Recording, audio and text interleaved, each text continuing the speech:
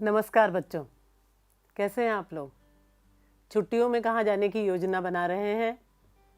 भाई मुझे तो छुट्टियों में पहाड़ों पर जाना अच्छा लगता है, कभी समुद्र के किनारे जाना अच्छा लगता है और कभी कभी अभयारण्यों की सैर करना अच्छा लगता है, क्योंकि मुझे प्राकृतिक चीज़ें बहुत पसंद है। ये बहुत आनंद देती है, मन को शांत करती है और तनाव दूर करती हैं। और जानते हो बच्चों, कभी कभी तो आसमान में ये नीले नीले आसमान के ऊपर सफ़ेद सफ़ेद गुदगुदे रुई जैसे बादल उड़ते हुए दिखाई देते हैं ना, तो इनमें तरह तरह के शेप नज़र आते हैं, तरह तरह की आकृतियाँ नज़र आती है। तुम्हें नहीं आती क्या? तुम लोगों ने नहीं सोचा कभी? ज़रूर सोचा होगा। मुझे तो लगता है कि जो भी व्यक्ति प्रकृति से प्यार करते हैं वो प्रकृति की हर चीज़ को बहुत सूक्ष्मता से देखते हैं, उसका आनंद लेना चाहते हैं, क्योंकि प्रकृति के कण कण में सुंदरता रची बसी है। ऐसी ही प्राकृतिक सुंदरता और उसकी कल्पना, प्रकृति को किस रूप में देख रहे हैं कवि सर्वेश्वर दयाल सक्सेना जी, ये हम आज पढ़ेंगे कविता शाम एक किसान में। यह आपकी कक्षा 7वीं की पुस्तिका वसंत भाग 2 का पाठ 8 है। शाम एक किसान, कवि सर्वेश्वर दयाल सक्सेना जी। तो हम कविता शुरू करें उससे पहले कवि के बारे में जान लें। सर्वेश्वर दयाल सक्सेना जी का जन्म 15 सितंबर 1927 को बस्ती में हुआ था और उनकी मृत्यु 24 सितंबर 1983 को नई दिल्ली में हुई।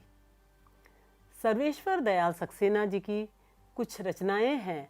हवालात, सर्वेश्वर दयाल सक्सेना ग्रंथावली और कविताएं हैं मेघ आए, काला कोयल इत्यादि। उन्हें पुरस्कार भी मिला। साहित्य अकादमी पुरस्कार से सर्वेश्वर दयाल सक्सेना जी को नवाजा गया था। अब आप कक्षा 7वीं के छात्र रुद्र जोग से काव्य पाठ सुनिए। आकाश का साफा बांधकर सूरज की चिलम खींचता बैठा है पहाड़। घुटनों पर पड़ी है नदी चादर सी, पास ही दहक रही है पलाश के जंगल की अंगीठी। अंधकार दूर पूर्व में सिमटा बैठा है भेड़ों के गल्ले सा। अचानक बोला मोर, जैसे किसी ने आवाज दी, सुनते हो? चिलम औंधी, धुआं उठा, सूरज डूबा, अंधेरा छा गया। रुद्र ने बड़े ही मोहक ढंग से काव्य पाठ किया। हमें ऐसा लग रहा था जैसे पूरा दृश्य हमारी आंखों के सामने घूम रहा है। सचमुच कवि सर्वेश्वर दयाल सक्सेना जी ने वर्णन ही ऐसा किया है। और ये वर्णन है जाड़े की एक शाम का। जाड़ा यानी शीत ऋतु, ठंडी, ठंडी की एक शाम। क्या तुमने कभी किसी भी ऋतु में शाम को प्रकृति कैसे रूप बदलती है देखा है? सूरज कैसे डूबता है देखा है? कितने रंग बदलते हैं वहाँ पर। तो आइए हम सर्वेश्वर दयाल सक्सेना जी की कविता पर चर्चा करें। शाम एक किसान। आकाश का साफा बांधकर सूरज की चिलम खींचता बैठा है पहाड़। घुटनों पर पड़ी है नदी चादर सी, पास ही दहक रही है पलाश के जंगल की अंगीठी। अंधकार दूर पूर्व में सिमटा बैठा है भेड़ों के गल्ले सा। इन पंक्तियों के शब्दों के अर्थ पर चर्चा करें हम। आकाश मतलब जानते ही हो, आसमान। साफा सिर पर बांधने का एक वस्त्र है। चिलम मिट्टी का एक कोण आकार का एक चीज़ रहती है, एक साधन है जिसमें तंबाकू भरकर उसे पिया जाता है। दहक का मतलब है सुलग। पलाश मतलब टेसू। अंगीठी यानी जिसमें आग जलाई जाती है, सिगड़ी जैसा होता है। अंधकार, अंधेरा। पूर्व एक दिशा का नाम है, जैसे उत्तर दक्षिण, पूर्व पश्चिम, तो पूर्व भी एक दिशा है। सिमटा, सिकुड़ा। गल्ले मतलब झुंड। अब इसके अर्थ पर चर्चा करें। कवि ने इस कविता में सर्दी की एक शाम का वर्णन किया है। जाड़े के मौसम में शाम के समय की प्राकृतिक सुंदरता का बहुत ही सुंदर वर्णन है। कवि कहते हैं कि सर्दी की शाम को उन्हें पहाड़ एक किसान की भांति दिखाई देता है। पहाड़ के ऊपर नीला आकाश, ऐसा लगता है जैसे उसने आकाश का साफा बांध रखा हो। पहाड़ से बहती हुई नदी ऐसी लग रही है जैसे किसान के घुटनों पर पड़ी हुई चादर हो। पलाश के जंगल में खिले हुए फूल दहकती हुई अंगीठी जैसे दिखाई दे रहे हैं। बच्चों, इस समय पलाश या टेसू भी इसे कहते हैं, टेसू के बड़े लाल लाल अंगारों की तरह फूल खिले हुए दिखाई देते हैं। तो वो कवि को ऐसे लग रहे हैं जैसे कि कोई अंगीठी जल रही है, मानो अपने ताप से जाड़े को कम कर रहे हैं ये पलाश के जंगल रूपी अंगीठी। पूर्व दिशा में धीरे धीरे बढ़ता हुआ अंधकार ऐसा लग रहा है जैसे भेड़ों का झुंड सिमट कर बैठा हो। पश्चिम दिशा में डूबता हुआ सूरज किसान की चिलम के समान दिख रहा है, सुलगती आग जैसा दिख रहा है। सारा वातावरण शांत है। अचानक बोला मोर, जैसे किसी ने आवाज दी, सुनते हो? चिलम औंधी, धुआं उठा, सूरज डूबा, अंधेरा छा गया। यहाँ कवि कह रहे हैं सर्दी की शाम का वातावरण एकदम शांत था, लेकिन अचानक एक मोर की आवाज़ सुनाई पड़ती है। ऐसा लगता है जैसे किसी ने आवाज़ दी हो, सुनते हो? और इस आवाज़ के साथ ही सारा वातावरण बदल गया। चिलम उलट गई, आग बुझ गई, धुआं उठने लगा, सूरज डूब गया, शाम ढल गई, रात का अंधेरा चारों ओर गहरा गया। बच्चों, ये कवि की कितनी सुंदर कल्पना है जाड़े की एक शाम की प्राकृतिक सुंदरता की। देखिए, इस चित्र में आपको दिखाई दे रहा होगा पहाड़ की कल्पना एक किसान के रूप में है, उसके सामने सूरज दिखाई दे रहा है, तो ऐसा लग रहा है जैसे वह किसान चिलम पी रहा हो।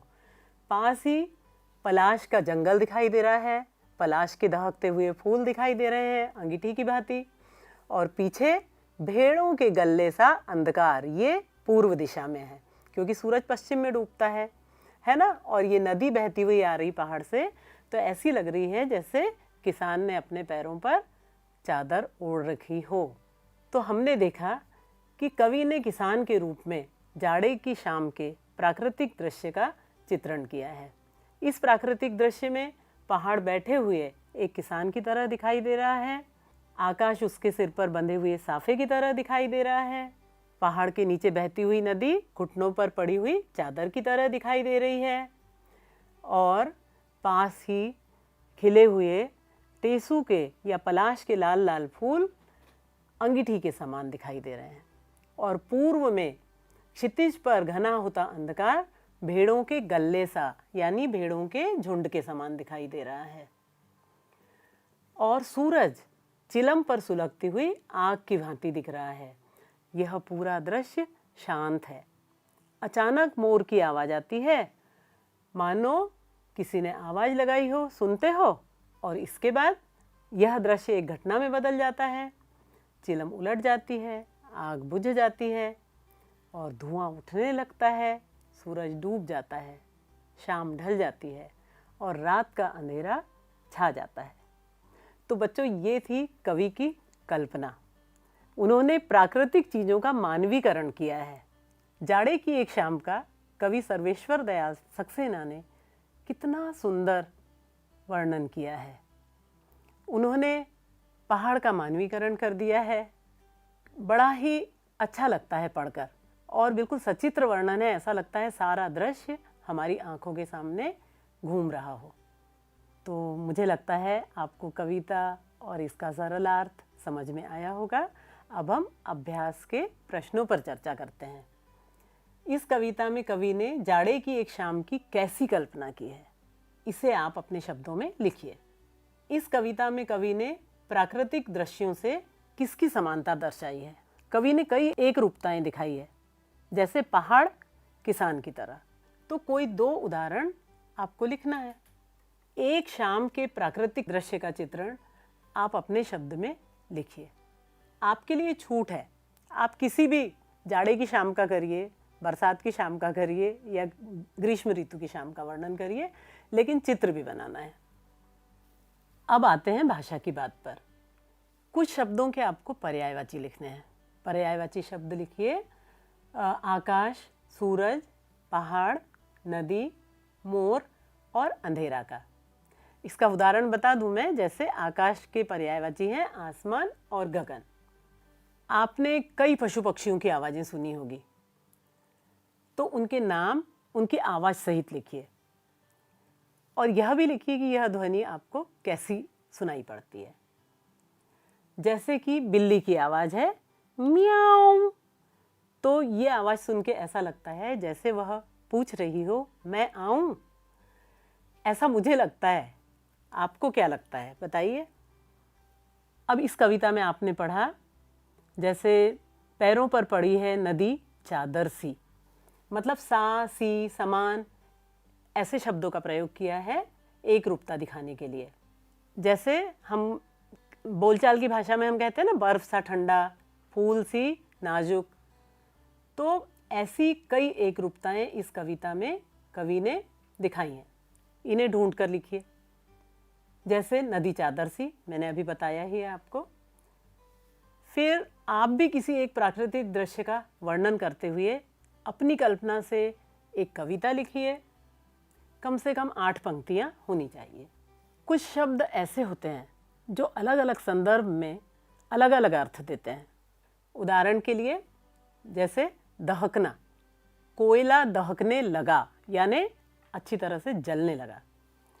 सीमा गुस्से से दहकने लगी, यहाँ पर दहकने का अर्थ जलना नहीं है, यहाँ पर दहकने का अर्थ है अत्यधिक क्रोध करना। इस कविता से ऐसे अन्य शब्द ढूंढकर उनके अलग अलग वाक्य भी बनाइए। अब अपने साथियों के साथ कुछ गतिविधियां करिए। पशु पक्षियों की आवाज़ें निकालकर एक दूसरों को सुनाइए और देखिए उनकी आवाज़ या उनकी ध्वनि हमारी बोलचाल के भाषा के किन शब्दों या वाक्यों से मिलती जुलती है। अपने मित्रों के साथ आप इसका खेल भी खेल सकते हैं। जो जितनी आवाज़ें निकाल सकेगा वह विजेता होगा, जो ज़्यादा से ज़्यादा आवाज़ें निकालेगा वह विजेता होगा। तो बच्चों, यह थी कविता शाम एक किसान। कितनी खूबसूरत है हमारी प्रकृति और यह हमें कितना कुछ देती है। हमारा जीवन भी आज प्रकृति की बदौलत ही है। नदी, तालाब, पेड़ पौधे, पशु पक्षी, पहाड़, नीला आसमान, कितनी ही खूबसूरत चीज़ें हैं। और सूर्योदय के समय, सूर्यास्त के समय कितने रंग बिखेरती है हमारी प्रकृति और हमारे मन को कितना सुख देती है, कितना शांत करती है। हमारा मन खुश हो जाता है प्राकृतिक सुंदरता को देखकर। और हम कितनी ही कल्पनाएं करते हैं और उन कल्पनाओं में खो जाते हैं, प्राकृतिक सुंदरता की कल्पनाओं में। इसीलिए तो लोग छुट्टियों में तरोताजगी के लिए और अपनी थकान मिटाने के लिए प्राकृतिक दृश्य वाले स्थानों पर घूमने की योजना बनाते हैं। तो मुझे लगता है कि शाम एक किसान कविता आपको बहुत अच्छी लगी होगी और कवि की कल्पना भी अच्छी लगी होगी। ऐसी ही कल्पना करते रहिए, अपनी प्रकृति का आनंद उठाइए और अपनी प्रकृति का संरक्षण करिए, तभी तो हम इसकी सुंदरता देख पाएंगे। तो बच्चों, आज के लिए इतना ही, बाकी बातें अगली बार। नमस्कार।